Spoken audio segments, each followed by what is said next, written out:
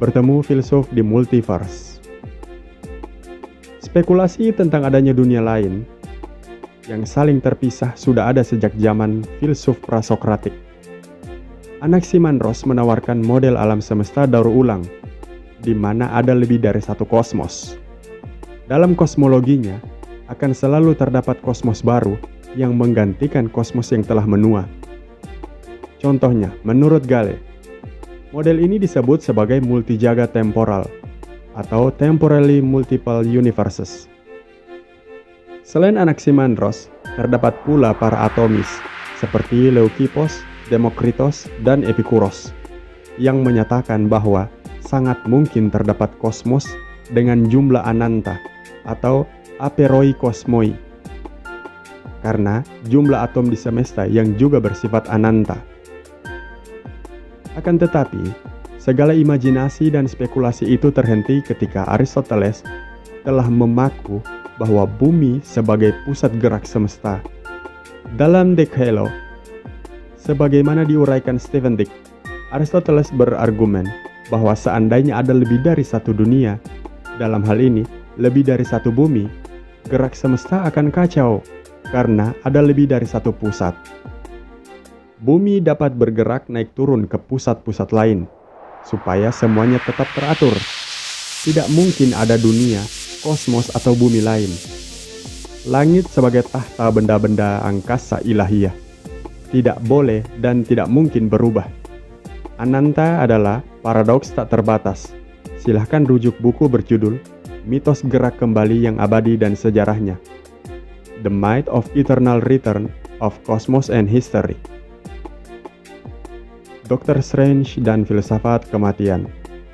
Dalam film, kita melihat Dr. Strange sempat memisahkan tubuh dan ruhnya, yang disebut astral projection. Perhatikan apa penjelasan para filsuf tentang hal ini.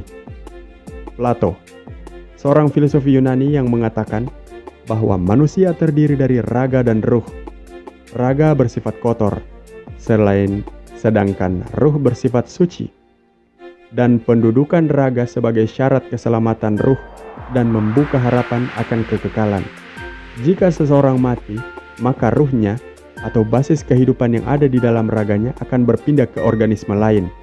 Organisme yang lebih tinggi atau lebih rendah derajatnya dari sebelumnya. Tergantung pada status, selayak apa ia diterima dalam inkarnasi-inkarnasinya sebelumnya. Menurut Aristoteles, ia menyatakan bahwa ruh manusia tidak mati, tetapi kekal dan abadi dengan semua perasaan, kesadaran, dan pengertian yang ia miliki. Epikuros membicarakan bahwa ruh adalah jisim material yang halus dan tersebar di seluruh bagian tubuh. Ruh tidak bisa mengindra maupun bekerja kecuali dengan mediasi jasad. Ia pun akan ikut mati bersamaan dengan kematian jasad. Kematian merupakan puncak dari penderitaan atau rasa sakit. Dan bahwa jiwa tetap hidup untuk merasakan sakit atau siksaan yang hebat setelah kematian. Ia menolak keyakinan yang mendasari sebuah ketakutan terhadap kematian. Karena kematian mungkin disebabkan oleh penyakit yang menyiksa. Namun kematian sendiri merupakan hilangnya kesadaran.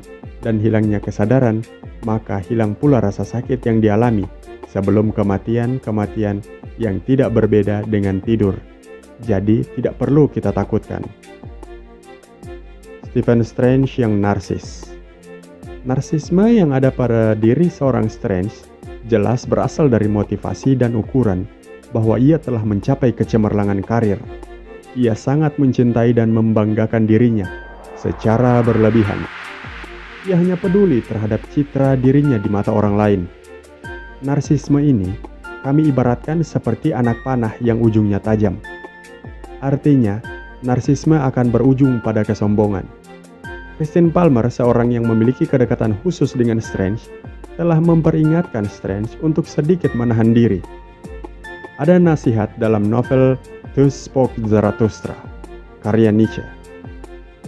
Dikatakan bahwa kita harus siap memendam diri dalam bara api yang kita ciptakan untuk menjadi sesuatu yang baru. Untuk menemukan sesuatu yang baru, tentu harus menjadi abu terlebih dahulu. Maknanya, Cara terbaik untuk menyembuhkan deritanya adalah menemukan bentuk baru dari diri kita ini. Pengibaratan dari Ubermensch, maka kami mengibaratkan Ubermensch adalah Dr. Strange karena ia dapat membuat dirinya bernilai. Mereka akan sangat mandiri, mereka tidak bertanya apa yang orang lain kagumi. Mereka tidak mengikuti orang lain, mereka akan membuat jalan mereka sendiri. Mereka egois dalam cara yang strategis. Kehebatan bagi mereka adalah tentang reformasi kemanusiaan. Ubermensch tidak pernah kesal dengan kesuksesan orang lain. Mereka akan menerima penderitaan sebagai komponen penting dari hal-hal baik. Itulah pembahasan kita kali ini.